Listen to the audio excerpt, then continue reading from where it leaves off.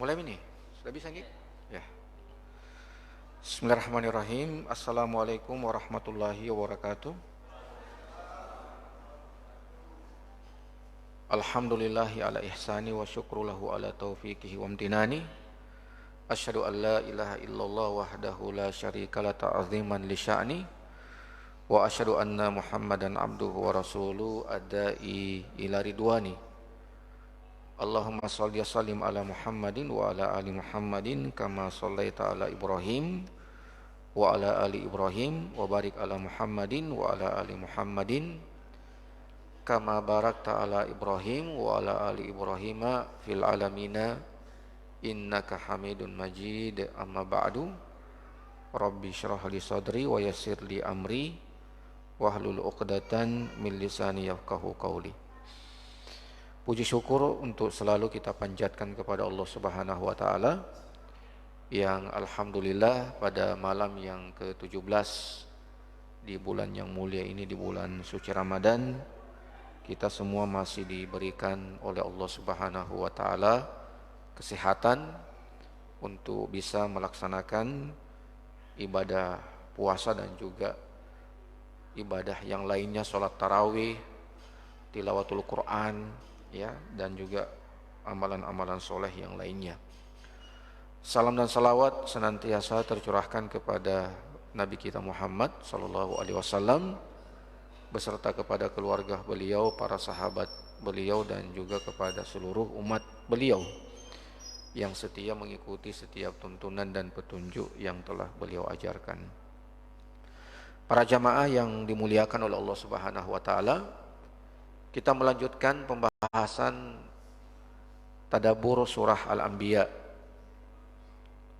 Kita masuk kepada ayat yang ke-47.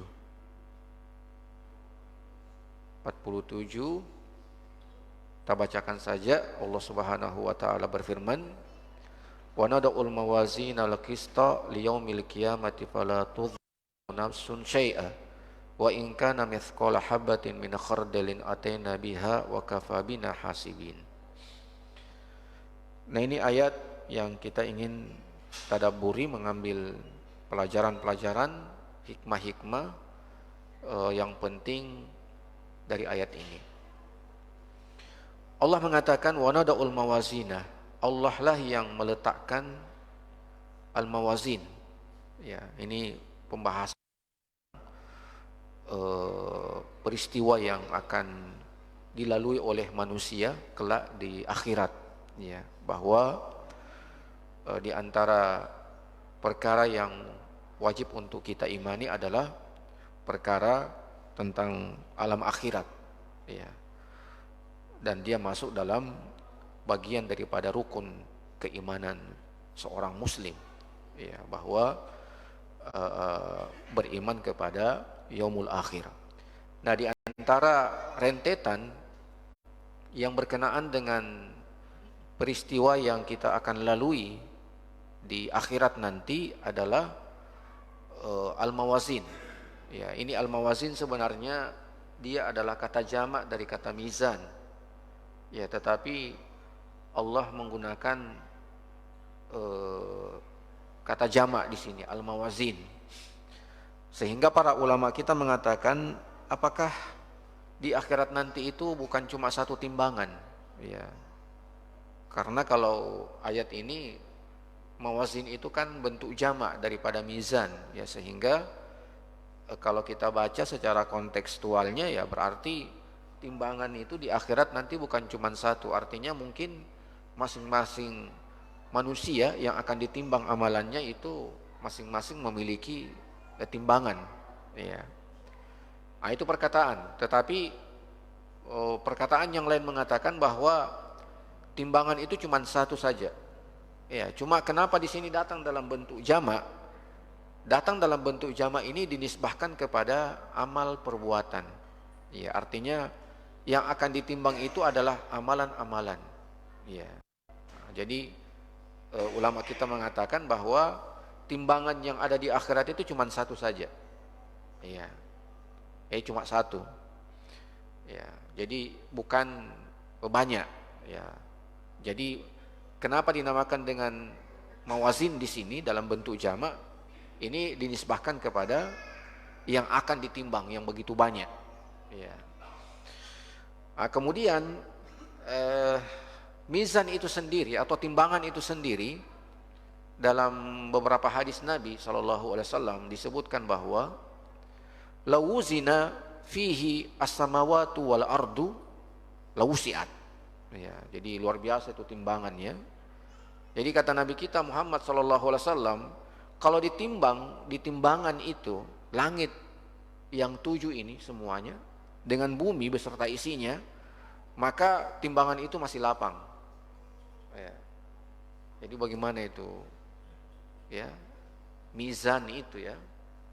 Jadi ya 7 langit ini ditambah dengan bumi beserta dengan isinya, kalau diletakkan di timbangan itu, maka timbangan itu masih luas, ya, masih lapang. Nah ini yang disebutkan tentang sifat daripada mizan, timbangan di akhirat kelak. Kemudian dalam ayat ini juga tentang mawazin ini, tentang mizan, ya ada perbedaan para ulama. Yang akan ditimbang itu apa? Ya. Jadi di sini ada empat pendapat ya mengatakan apa yang akan ditimbang. Pendapat yang pertama mengatakan bahwa yang akan ditimbang itu adalah amal soleh kita. Ya. Jadi yang akan ditimbang itu adalah amalan soleh yang kita lakukan. Ya. Sebagaimana sabda Nabi kita Muhammad SAW bahwa Nabi kita mengatakan kalimatan khafifatan ala lisan thaqilatan fil mizan habibatan ila rahman subhanallahil azim subhanallahi wa bihamdi. Nah itu ya. Jadi itu dalil yang dikatakan oleh para ulama kita bahwa yang ditimbang itu adalah amal soleh kita.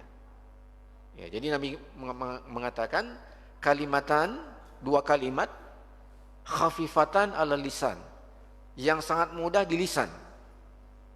Ya, tetapi thaqilatan fil mizan, sangat berat di timbangan. Ya. Dan habibatan ila rahman, dan sangat dicintai oleh Allah. Apa itu?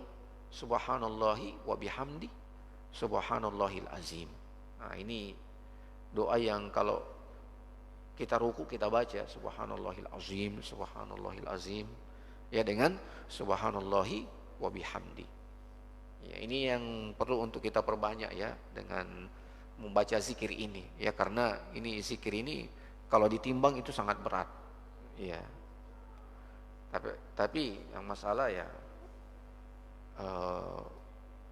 apakah kita bisa merutinkan itu? Nah, itu yang menjadi pertanyaan. Padahal ya kata Nabi kita dia ya khafifatan ala lisan, sangat mudah, sangat ringan untuk diucapkan. Nah, itu pendapat yang pertama mengatakan bahwa yang akan ditimbang itu adalah amal soleh kita. Ya. Nah, pendapat yang kedua mengatakan bahwa yang akan ditimbang itu adalah jasad kita. Ya, jasad kita, kaki kita atau tangan kita, itulah yang akan ditimbang. Nah, dan pendapat ini berdalihkan dengan hadis tentang Abdullah ibnu Mas'ud. Ya. Jadi Abdullah ibnu Mas'ud itu pernah beliau manjat pohon, ya. Beliau ingin mengambil ranting untuk boleh jadikan sebagai siwak, tetapi angin menyingkap kainnya, ya, celananya, sehingga tersingkap kedua kakinya yang kecil, ya. Nah, sehingga sebagian para sahabat yang melihat kakinya Abdullah bin Mas'ud itu ketawa. Ya. Nah, lalu kemudian Nabi kita mengatakan bahwa lahuma askalu min uhudin. Ya. Lahuma fil mizan askalu min uhudin. Jadi Nabi kita mengatakan kedua kaki Abdullah bin Mas'ud itu di akhirat nanti ketika ditimbang di mizan, di timbangan itu lebih berat daripada gunung Uhud. Ya. Nah, jadi ya angkat itu gunung Uhud itu enggak. Ya, timbang nih, tidak ada yang bisa timbang itu gunung Uhud. Ya, bagaimana panjangnya itu gunung Uhud di kota Madinah itu. Ya. Jadi itu dalil yang digunakan oleh pendapat yang kedua bahwa yang ditimbang itu adalah jasadnya, fisiknya manusia. Ya. Pendapat yang ketiga yang mengatakan bahwa yang ditimbang itu adalah catatan amal kita. Ya, catatan amal kita itu akan ditimbang. Di sini ulama kita berdalihkan dengan dalil tentang hadis bitokoh. Ya, jadi ada dalil tentang hadis bitokoh. Jadi hadis bitokoh itu hadisnya sangat panjang bahwa orang yang berbuat keburukan itu Allah akan perlihatkan kepadanya 99 lembar catatan keburukannya, dan setiap satu lembar itu sepanjang mata memandang. Ya. Jadi orang yang melakukan keburukan itu akan diperlihatkan kepadanya 99 catatan amal keburukannya. Ya.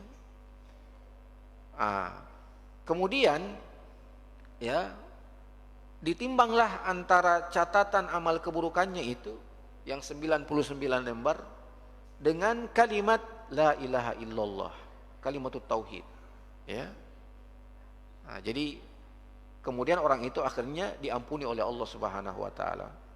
Ya, karena 99 catatan amal keburukannya itu ya, tapi dia ditimbang dengan kalimatut tauhid ya, yang semasa hidupnya dia meyakininya, maka ternyata itulah yang lebih berat. Ya. Jadi kalimatut tauhid ini sangat penting ya, apalagi di penghujung hidup kita. Ya, di akhir daripada hidup kita itu perlu untuk kita ya menjaga kalimatut tauhid ini, la ilaha illallah. Ya, karena inilah yang akan menjadi penyelamat kita nanti di akhirat.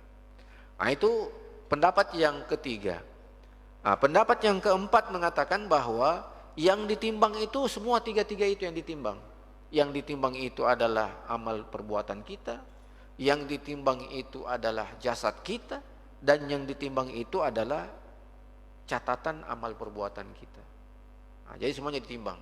Dan itulah pendapat yang banyak dipilih oleh ulama, bahwa yang ditimbang itu semua, ya, baik itu amal perbuatan kita ataukah itu ya catatan perbuatan kita, ataukah ya yang ditimbang itu adalah fisik kita, jasad kita.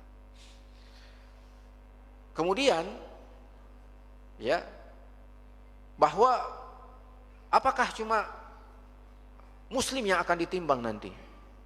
Ya, amal perbuatannya, kemudian ya fisiknya, ataukah catatan amal perbuatannya? Apakah cuma muslim? Jawabannya semua. Ya. Semuanya, mau dia muslim, mau dia kafir, ya. Apakah cuma manusia biasa saja? Nabi tidak? Jawabannya semua. Nabi, para rasul, ya, semuanya akan ditimbang amal perbuatannya.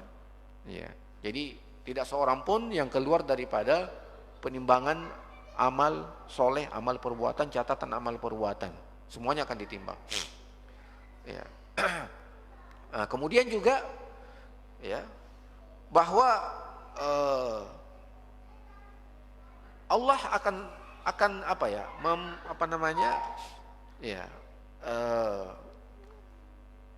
menimbang dengan seadil-adilnya.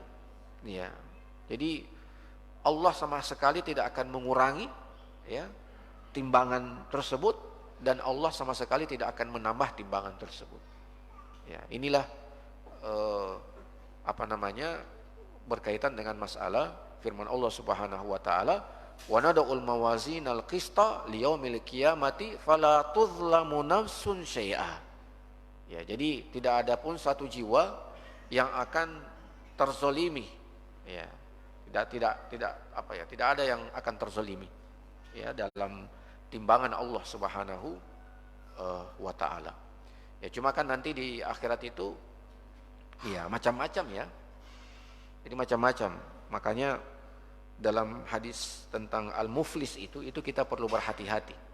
Ya, hadis tentang al-muflis. Ya, bahwa orang yang mencela orang, orang yang mencaci orang, orang yang mengambil harta orang, orang yang menuduh ya orang. Nah, itu hati-hati karena nanti apa ya, kalau kita punya amalan nanti ya kita tidak cukup untuk apa ya, untuk menutupi keburukan kita kepadanya, maka semua keburukannya akan ditimpakan kepada kita. Ya. Jadi kita punya pahala itu kalau kita punya perbuatan keburukan kepada orang, celaan, hinaan, cacian, makian, ya itu akan diambil kita punya amal soleh itu. Nah, kecuali apa yang tidak akan diambil amal soleh yang kita miliki, ya, kecuali satu, kecuali puasa. Ya.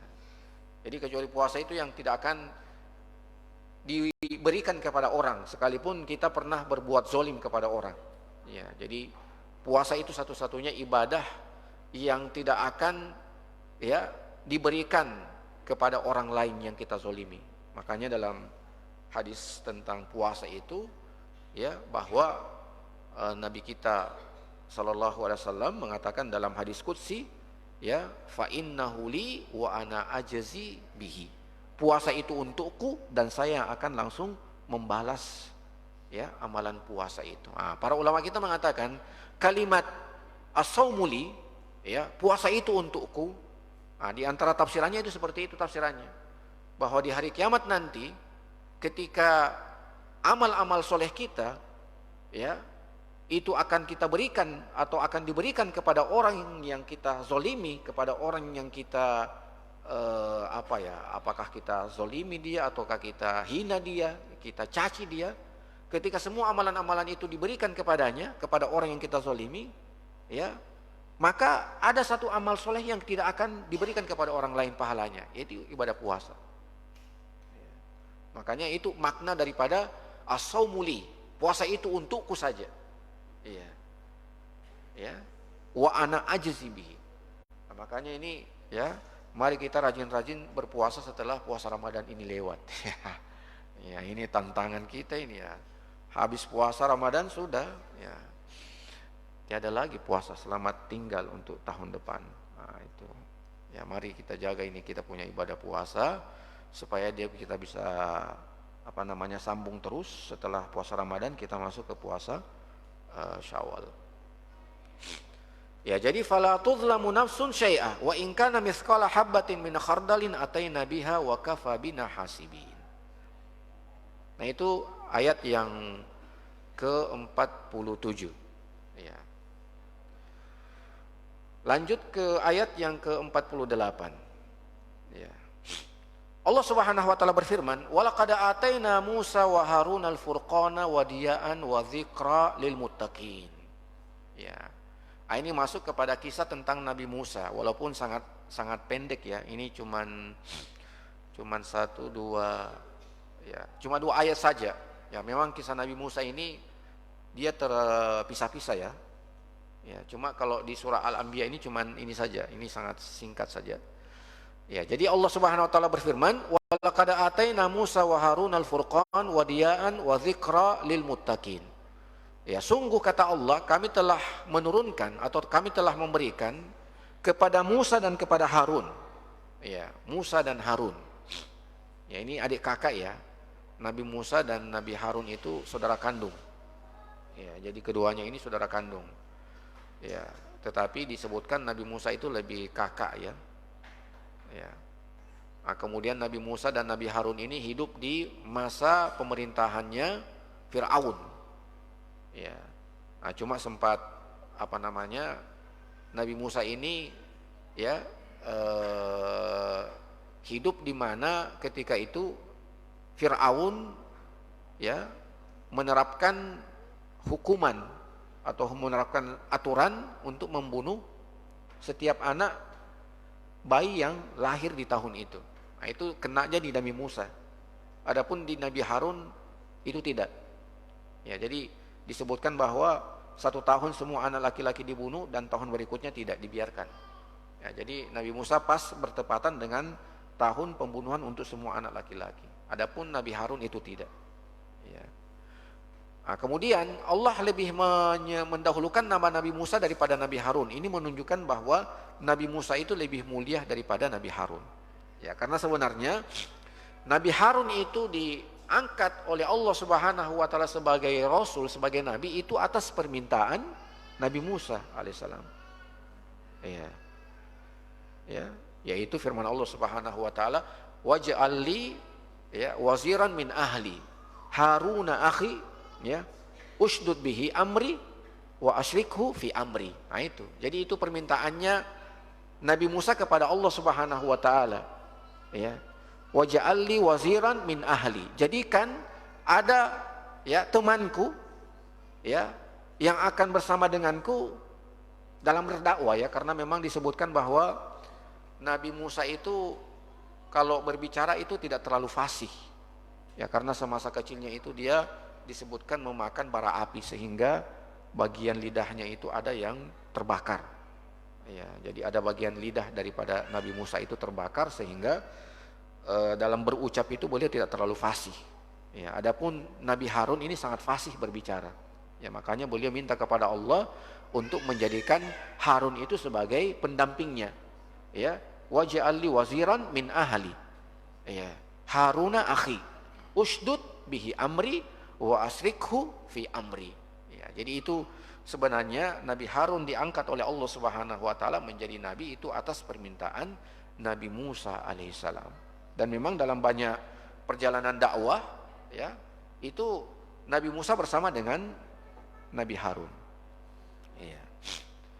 Nah, jadi walaqad ataina Musa wa Haruna al-Furqan. Allah telah memberikan kepada Nabi Musa dan kepada Harun itu al-Furqan. Yang dimaksud dengan al-Furqan di sini ada dua pendapat. Ada yang mengatakan al-Furqan di sini adalah Kitabut Taurah ya, yang diturunkan oleh Allah kepada Nabi Musa. Ada juga yang mengatakan bahwa al-Furqan di sini adalah ya dia seperti pembeda antara al-haq wal batil. Ya, sama dengan perang Badar. Perang Badar itu dinamakan dengan Yaumul Furqan. Ya, jadi perang Badar itu Allah mengatakan dengan Yaumul Furqan, hari pembeda. Ya. Nah, tetapi di sini kalau kita lihat konteksnya, maka yang dimaksud dengan Al-Furqan di sini adalah Kitabut Taurah. Ya. Jadi Kitabut Taurah ini adalah kitab yang merupakan kitab yang telah Allah turunkan kepada Nabi Musa ya dalam bahasa Ibrani. Ya, dalam bahasa Ibrani, bukan dalam bahasa Arab, karena memang Nabi Musa dan Nabi Harun ini berasal dari kalangan dari kaum Bani Israel atau Bani Israel. Walaqad ataina Musa wa Harun al-Furqan. Ya. Jadi Allah telah memberikan kepada Nabi Musa dan kepada Nabi Harun itu al-Furqan. Yang dimana di dalam al-Furqan itu adalah syariat Allah Subhanahu wa taala, di dalamnya adalah hukum-hukum Allah, di dalamnya adalah perkara-perkara ibadah itu di dalam Kitabut Taurah ya, walaupun memang dia sangat berbeda dengan Al-Quran ya, banyak sisi perbedaan antara Al-Quran dengan At-Taurah ya, dari sisi lamanya saja diturunkan itu berbeda. Kalau At-Taurah itu cuma 40 hari saja ya, adapun Al-Quran itu selama 23 tahun lamanya ya, 13 tahun di kota Mekah dan 10 tahun di kota Madinah. Nah, jadi Kitabut Taurah itu disebutkan dia adalah sebagai Al-Furqan ya, yaitu sebagai pembeda ya antara kebenaran dan kebatilan. Kemudian juga disebut dia adalah diaan. Dia ya, dia itu cahaya. Ya, cuman kadang Allah menyebutkan cahaya itu dengan kata dia, dan juga kadang Allah menyebutkan cahaya itu dengan kata an-nur. Apa sebenarnya yang membedakan antara dia dengan nur? Ya. Padahal kalau kita lihat terjemahannya sama. Dia itu adalah cahaya, nur itu juga adalah cahaya, tetapi ada perbedaannya. Ya, perbedaannya ini di sini kita bisa lihat dalam firman Allah Subhanahu wa taala, ya, huwallazi ja'ala syamsa diaan wal qamara nuran. Nah, jadi seperti itu. Itu bedanya. Ya, jadi Allah mengatakan huwallazi ja'ala syamsa diaan. Dialah Allah yang menjadikan asyams, matahari itu memiliki dia, memiliki cahaya, dan al-qamara nuran, dan Allah juga yang menjadikan bulan itu memiliki cahaya. Ya, cuman cahaya keduanya berbeda. Ya. Cahaya matahari itu panas, menyengat. Ya. Sementara cahaya bulan itu ya lembut. Ya. Tidak menyengat, ya. Enak terasa cahaya bulan itu. Ya. Makanya kita lebih senang melihat cahaya bulannya karena Masya Allah. Apalagi kalau pas di bulan purnama, ya, itu sejuk terasa. Nah, jadi itu perbedaannya. Ya, kenapa disebut asyamsa diyaan wal qamara nuran? Ya, karena di situ, dari sisi hararahnya, panasnya. Ya. Terus kenapa ada konteks diaan berkaitan dengan apa namanya? Kok bisa ya? Bagaimana nyambungnya itu? Ya. Pembahasan tentang Nabi Musa dengan Harun dengan cahaya. Ya. Apa di situ konteks korelasinya? Nah, maka para ulama kita mengatakan, ya, kenapa? Ya, Allah bercerita tentang Nabi Musa dan ada kata dia di situ. Ya. Nah, para ulama kita mengatakan bahwa korelasinya di situ adalah bahwa dakwah yang dibawa oleh Nabi Musa alaihissalam dengan Nabi Harun itu penuh dengan tantangan. Iya. Penuh dengan tantangan. Ya, penuh dengan ujian, penuh dengan cobaan. Ya. Karena itulah karakter daripada dia. Ya. Dia itu karakternya kan panas. Ketika kita disengat dengan sengatan udara yang panas, cahaya yang panas, itu kan kita butuh kesabaran itu. Ya, butuh kesabaran. Ya. Nah, maka juga seperti itu. Kenapa kemudian Allah mengaitkan antara Nabi Musa dengan kata dia itu? Karena dalam melaksanakan dakwah Nabi Musa alaihissalam, apalagi yang dihadapi ini seorang yang mengaku sebagai Tuhan, Fir'aun. Ya, maka memang kesabaran yang sungguh luar biasa yang harus dihadapi oleh Nabi Musa. Bahkan Nabi Musa harus keluar dari Mesir. Ya, akibat apa? Akibat tekanan yang datang dari Fir'aun dengan pasukannya, dengan bala tentaranya, sehingga dia akhirnya keluar dari Mesir dan ternyata dipertemukan dengan Nabi Syuaib, ya, yang akhirnya menikah dengan salah satu putrinya. Nah, jadi seperti itu. Ya, jadi bahwa Allah Subhanahu wa taala berfirman, "Walaqad atayna Musa wa Harun al-furqan wa diya'an." Ya, jadi sama juga dengan kita para dai-dai ya. Para dai-dai itu ya dalam melaksanakan ya dakwah itu penuh tantangan, penuh cobaan. Ya, termasuk ceramah-ceramah tarwih itu ya banyak tantangannya juga. Ya. Nah, karena biasa kalau ceramah tarwih itu kalau kita maju itu sudah tertulis itu 15 sampai 20 menit, ya. Nah, kalau kita lewat dari situ sudah banyak itu. Ya, ya. Nah, itu tantangan itu. Ya. Nah, makanya ini khusus bagi para penceramah tarwih ya, ikuti saja maunya jamaah ya, ikuti aja. Kalau mereka maunya 15 menit sudah kasih 15 menit. Ya. Dengan suguhan yang mengenyangkan mereka. Ya, ringkas-ringkas saja. Ya, karena memang sekarang ini karakter kita memang ya maunya serba singkat. Ya. Nah, kecuali ini yang taklim kita begini nih, ini sampai saya ini harus bisa putar-putar sedikit, ini putar-putar sedikit supaya bisa lama.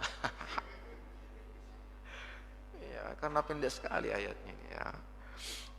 Nah, jadi seperti itu ya, bahwa ya dalam dakwah itu ya butuh kesabaran. Ya.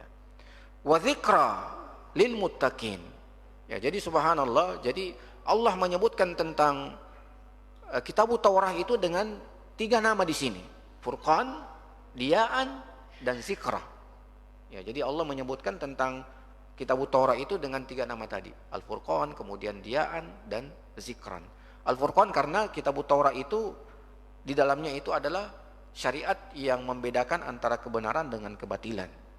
Kemudian Diyaan, di dalam Kitabut Taurah itu Allah memberikan di dalamnya banyak petunjuk-petunjuk. Ya, petunjuk-petunjuk, syariat-syariat ya ajaran-ajaran dan tuntunan-tuntunan. Kemudian zikrah, ya karena di dalam kitab Taurat itu ada peringatan-peringatan, ada nasihat-nasihat, ada petuah-petuah. Sama juga seperti Al-Quran. Jadi Al-Quran itu di dalam ada penjelasan tentang mana kebenaran, mana kebatilan, itulah Al-Furqan. Ya, kalau kita bacakan Al-Quran kan begitu. Ya, di dalamnya di situ menjelaskan tentang mana itu yang batil, mana itu yang benar, mana itu kesyirikan, mana itu keimanan, ya, mana itu kebaikan, mana itu keburukan, mana itu halal, mana itu haram. Itu Al-Furqan. Diaan karena petunjuk, ya cahaya di situ. Ya, cahaya untuk apa? Untuk ya di dalamnya ada syariat. Ya, di dalamnya ada syariat, di dalamnya ada apa namanya? Ada hukum-hukum. Ya, kalau kita tidak tahu tentang hukum-hukum syariat, bagaimana kita bisa menuntun hidup kita? Ya, bagaimana kita bisa menuntun ya pemerintahan kita, masyarakat kita kalau kita tidak memiliki petunjuk? Ya, dan Al-Quran itu petunjuk di dalamnya banyak. Ya. Kemudian dia juga adalah zikra, ya, peringatan, nasihat. Ya, di dalam itu banyak sekali nasihat-nasihat. Ya, ya ayyuhallazina amanu ittaqullaha. Ya, itu kan banyak. Lil muttaqin. Kenapa Allah mengatakan lil muttaqin di sini? Ya, para ulama kita mengatakan karena yang hati menerima, yang bisa menerima yang namanya ya peringatan, yang namanya petunjuk, itu cuman hati-hati orang yang bertakwa saja. Ya. Jadi cuma hati-hati yang bertakwa saja yang bisa menerima petunjuk-petunjuk, nasihat-nasihat, ya, peringatan-peringatan. Adapun yang tidak bertakwa tidak akan menerima itu. Ya. Orang-orang yang tidak bertakwa tidak akan menerima itu petunjuk-petunjuk yang ada dalam Al-Quran, nasihat-nasihat yang ada dalam Al-Quran. Ya, jadi memang Allah, kalau di sini kan berkaitan dengan Nabi Musa dan Nabi Harun, berarti berkaitan dengan Taurat ya.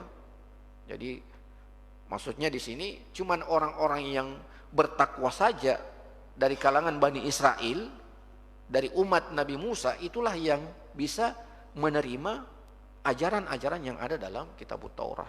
Nah, kalau kita bawa kepada umat Islam, ya, maka cuman orang-orang yang bertakwa saja yang akan menerima ajaran-ajaran, nasihat-nasihat yang ada pada Al-Quran. Ya. Adapun orang yang tidak bertakwa tidak akan menerimanya itu. Nah, makanya Allah mengatakan wa dzikra lil muttaqin. Ya, di situ maknanya. Kemudian ayat yang ke-49. Alladzina yakhshawna rabbahum bil ghaibi wa hum minas saati musyfiqun. Alladzina yakhshawna rabbahum bil ghaib. Nah, di sini para ulama kita mengatakan ada dua makna di sini. Alladzina yakhshawna rabbahum bil ghaib. Ada dua makna. Makna yang pertama, alladzina yakhshawna rabbahum bil ghaib, yaitu mereka-mereka yang memiliki rasa takut kepada Rabbnya, kepada Allah Subhanahu wa taala bil ghaib. Ya. Apa makna bil ghaib di sini? Maknanya adalah mereka-mereka yang memiliki rasa takut kepada Allah Subhanahu wa taala sekalipun mereka tidak melihat Allah. Nah, itu maknanya bil ghaib. Ya. Alladzina yakhshawna rabbahum bil ghaib. Mereka-mereka yang memiliki rasa takut kepada Allah Subhanahu wa taala bil ghaib. Maksudnya walaupun mereka tidak melihat Allah. Allah kan sesuatu yang ghaib. Iya, Allah ghaib. Kenapa Allah gaib? Karena kita tidak melihatnya. Ya. Maka orang beriman itu adalah mereka yang memiliki rasa takut kepada Allah walaupun mereka tidak melihat Allah Subhanahu wa taala. Ya. Itulah orang yang memiliki rasa khasyah. Ya. Walaupun mereka tidak melihat Allah. Nah, itu banyak kisahnya ya, seperti kisahnya seorang ibu dengan anaknya di masanya siapa? Di masanya Umar bin Khattab ya. Ketika dia akan mencampur antara air dengan susu supaya banyak hasilnya, ya maka sang anak menegur, ya menegur sang ibu. Ya, dia mengatakan, Umar melarang itu. Tapi sang ibu mengatakan kan Umar tidak melihat kita. Tetapi sang anak itu mengatakan kalau Umar tidak melihat kita, Tuhannya Umar melihat kita. Inilah makna bahwa ya orang yang takut kepada Allah itu adalah orang yang sekalipun dia tidak melihat Allah, dia tetap menjaga dirinya. Ya, tetap menjaga diri daripada hal-hal yang buruk. Ya. Itu makna yang pertama, alladzina yakhshawna rabbahum bil ghaib. Makna yang kedua, alladzina yakhshawna rabbahum bil ghaib, yaitu adalah orang-orang yang memiliki rasa takut kepada Allah dikala mereka bersendiri. Nah, itu makna yang kedua, dikala mereka bersendiri. Ya. Nah, itu. Nah, ini yang sulit juga ini. Bagaimana kita memiliki rasa takut itu? Hadir rasa ketakut kita ketika kita sendirian. Ya. Misalnya kita bangun malam, kita sholat, lalu kita menangis. Nah, itu. Nah, tapi kalau kita menangis di jamaah sholat itu, ya, kalau kita ambil makna ini tidak masuk di situ. Ya. Karena yang disebutkan oleh para ulama kita di situ adalah alladzina yakhshawna rabbahum bil ghaib. Ya, yaitu mereka-mereka yang memiliki rasa takut kepada Allah ketika mereka bersendiri, tidak bersama dengan orang. Artinya sendirian dia. Ya. Sendirian dia. Nah, jadi itu yang disebutkan oleh para ulama kita. Ada dua makna, ya. Saya ulangi lagi, makna yang pertama, alladzina yakhshawna rabbahum bil ghaib, yaitu maknanya adalah mereka yang memiliki rasa takut kepada Allah Subhanahu wa taala sekalipun mereka tidak melihat Allah. Ya, kalau kita sudah sampai pada level ini, ya ini level paling tertinggi nih. Anta'budallaha ka'annaka tarahu fa illam yakun tarahu. Anda beribadah kepada Allah, ya, walaupun Anda tidak melihatnya, tetapi seolah-olah Anda melihatnya. Ya. Jadi anta'budallaha ka'annaka tarahu wa illam yakun tarahu, kan begitu. Ya. Nah, jadi ini, ya, perlu kita menjadi orang seperti ini. Ya. Perlu kita jadi orang seperti ini. Ya. Yang memiliki rasa takut kepada Allah walaupun kita tidak melihat Allah Subhanahu wa taala.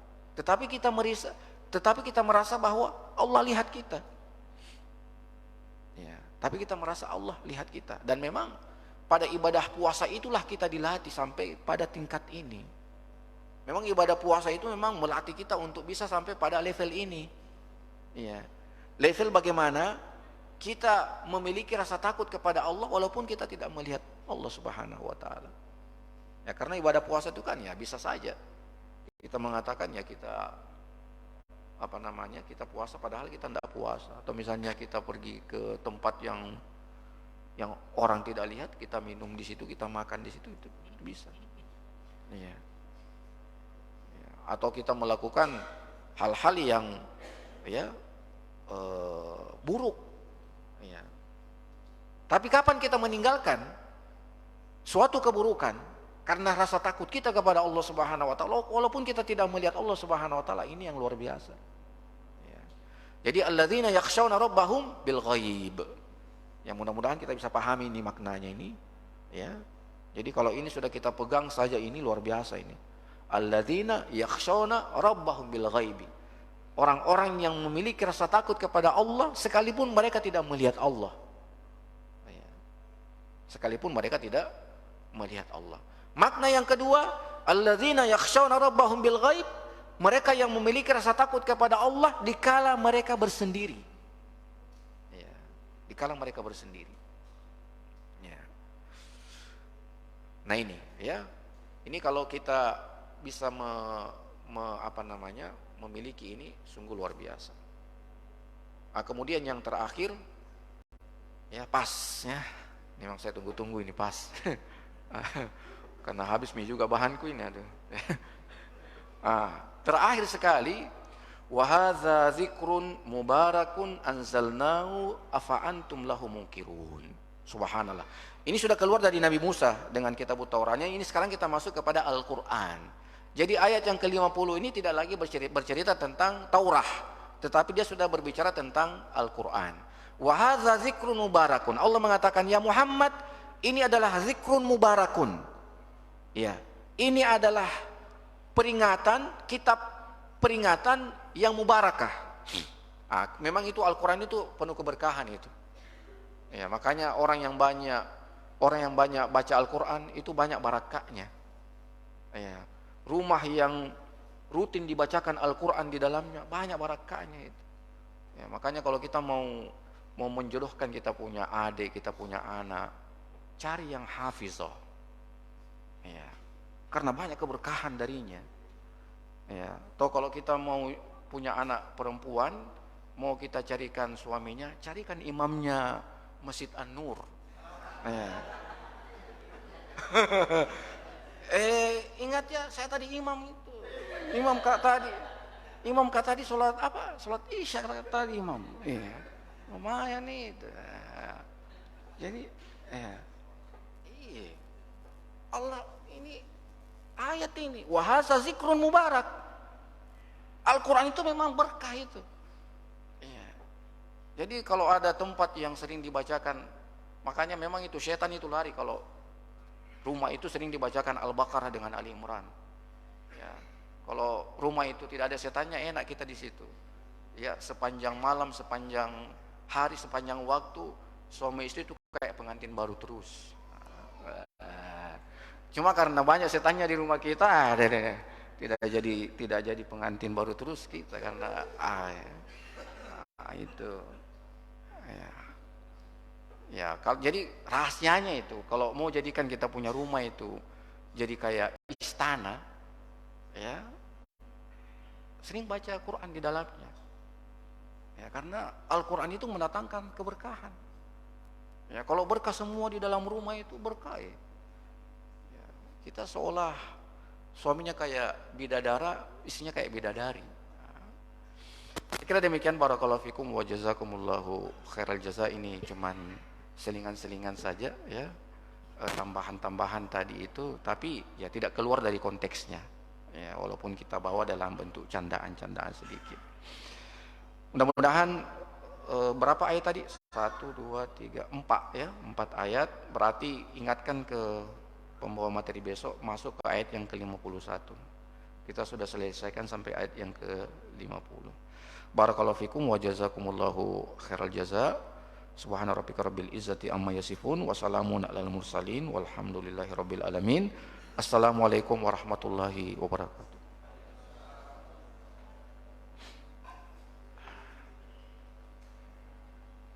Imam kata tadi tak?